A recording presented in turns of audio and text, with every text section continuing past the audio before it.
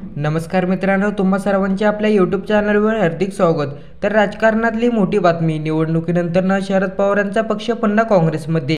काँग्रेस आणि आमच्या पक्षात काहीही फरक नाही, वैचारिकदृष्ट्या आम्ही सुद्धा गांधी नेहरू यांच्या विचाराचे आहोत, यामुळे अनेक प्रादेशिक पक्ष काँग्रेसमध्ये विलीन होऊ शकतात, असा दावा राष्ट्रवादी काँग्रेस शरदचंद्र पवार पक्षाचे अध्यक्ष शरद पवार यांनी केलेला आहे।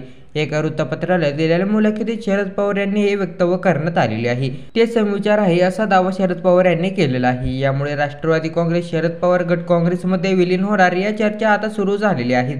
काय म्हणाले शरद पवार? देशाच्या राजकारणातील ज्येष्ठ नेते शरद पवार नेहमी चर्चेत असतात।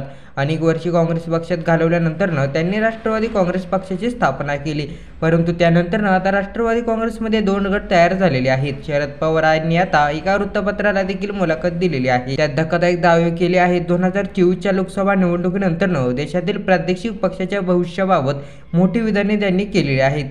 लोकसभा निवडणुकीनंतर प्रादेशिक पक्ष काँग्रेसमध्ये विलीन होतील, असा दावा शरद पवार यांनी केलेला आहे। धन्यवाद।